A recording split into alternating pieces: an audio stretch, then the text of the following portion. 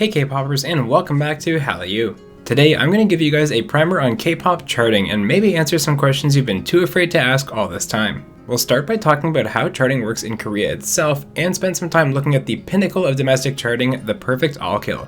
Next, we'll talk about how K-pop success has broken the barrier into Western charts like Billboard's Hot 100, and finally we'll discuss why charting is so cool to follow and why it's more than just numbers and data. Before we get started, I want to quickly thank Hallyu's honorary producers. If you want to show off your bias group here, share your picks in weekly videos, and join a vibrant Discord community with watch parties, custom emoji, and more, all you need to do is support Hallyu on Patreon. So let's talk about charting in K-pop, and while a lot of music fans outside K-pop don't really pay as much attention to charting, in K-pop it is a pretty big deal. As we'll come to see, charting plays a big role in success on music shows, and it's something tangible for fans to look at and measure their group's success by, and how much their fans are helping propel them to that success. Plus, if you watch my weekly news videos on Sundays, you're pretty much guaranteed to hear one of the phrases perfect all-kill, gaon, hanteo, or hot 100. So if you've been too afraid to ask what they mean, this deep dive is for you. Now of course, we're starting with the domestic charts, which include gaon, hanteo, Bugs, Melon, Genie, and others. The two we'll be mainly focusing on are gaon and hanteo, as these are the major players here. Bugs, Melon, Genie, and others are music streaming services in Korea, and while they do have their own charting, the bigger picture comes from iChart, which we'll get to in the next chapter. So first up is the Gaon Music Chart. This chart is officially sponsored by not only the Korea Music Content Association, but also the South Korean Ministry of Culture, Sports, and Tourism, so it's pretty official. Essentially, this is a national charting system just like how Japan has Oricon or how the US uses Billboard. Gaon started recording sales data all the way back in 2010, and it has weekly, monthly, and year-end charts. The two main Gaon charts are the album chart and the digital chart. As you can probably guess, the Gaon album chart tracks physical album sales, and it pulls its data from a bunch of different distributors like Kakao M, CJ E&M, and others.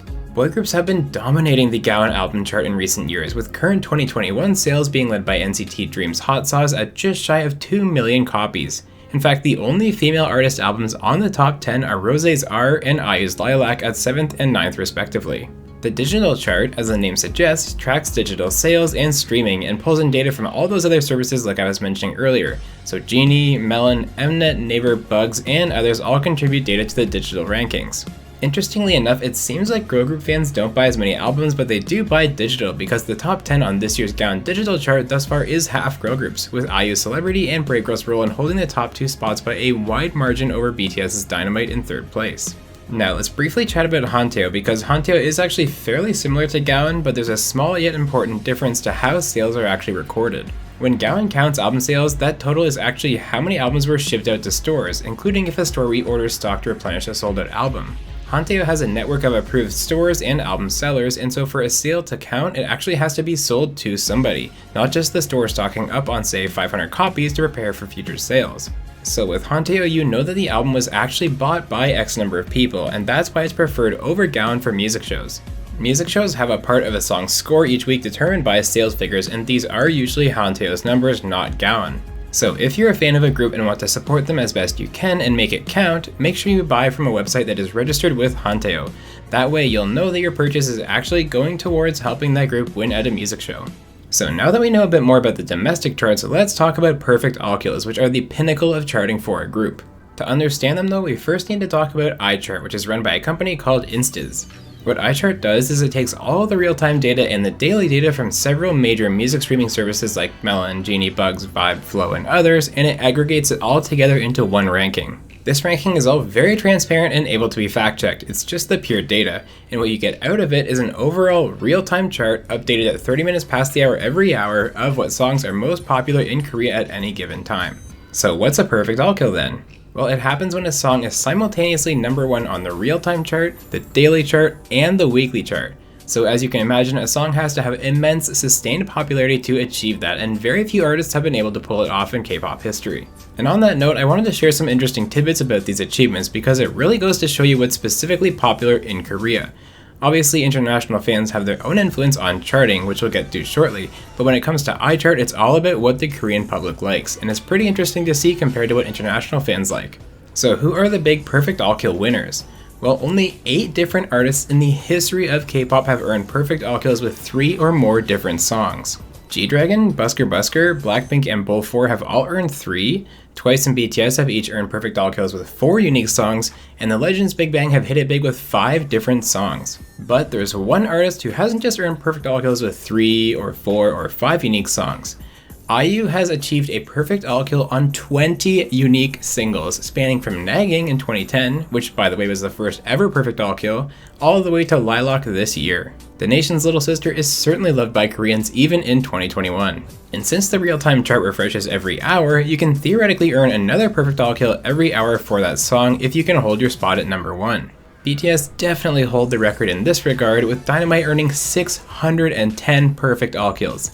That means for at least 610 hours, or about 3.5 weeks, Dynamite had complete domination of the domestic charts. IU and BTS combined for 6 of the top 10 songs with the most hourly perfect all kills, along with 4 other songs that you can probably guess. Those would be iKON's Love Scenario, SAC3's Beach Again, Zico's Any Song, and of course, Brave Girls Rollin'. But as K-pop has grown ever more popular, we all know it's been taking over not just domestic charts, but Western ones as well. This takes us all the way back to the summer of 2011 when Billboard launched the K-pop Hot 100 chart. The very first issue of this chart came out on June 3rd, 2011, and the number 1 song at the time? Sistar's So Cool. Now the chart did get discontinued 3 years later, but it was reinstated in 2017 and is still running to this day. As of writing, the current week is June 26, 2021, and to nobody's surprise, it's BTS's Butter at number 1. But nowadays, the real excitement with Western charts is that K-pop artists are actually making it onto the flagship charts, the Billboard 200 for albums and the Hot 100 for songs. K-pop songs and albums have slowly been debuting more and more often in these charts, and when they do, they're debuting higher and higher, and in the past year that success has absolutely exploded. Obviously, BTS is leading the way here because they reached number 1 on the Hot 100 for 3 consecutive weeks with Dynamite, and of course with Butter they've already hit 5 weeks at that coveted number 1 spot. Just think about that for a minute. For 5 weeks straight, or over a month, BTS has had the most popular song on a Western chart. But like I said, it's not just BTS. In the past 2 weeks on the Billboard 200, we've seen Twice's Taste of Love debut at number 6, Tomorrow by Together's The Chaos Chapter Freeze debuted at number 5, and 17's Your Choice debuted at number 15. Not to mention the fact that both BTS's B and Map of the Soul 7 albums are still on the chart, floating around 110.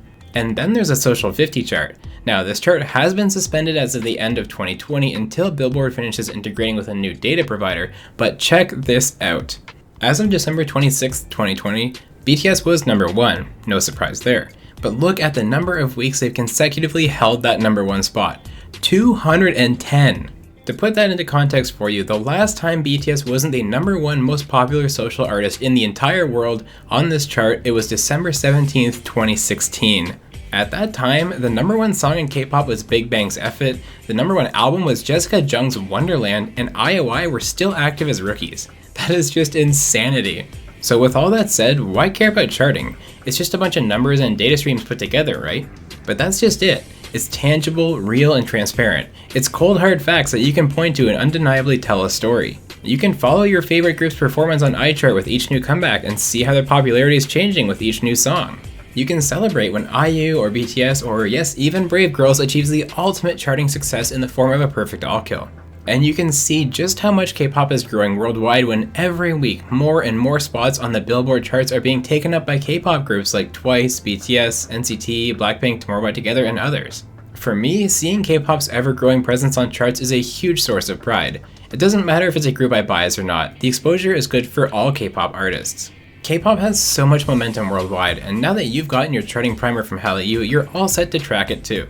Well, I hope you enjoyed this deep dive on charting, and hopefully I answered a lot of the questions you had about charting when it comes to K-pop. If not, feel free to ask away in the comments section too. As always, thank you so much for watching this deep dive, and if you enjoyed the video, be sure to like and subscribe so you don't miss all the great K-pop content coming your way right here at HallYou. This has been deep dive number 60, K-pop charting.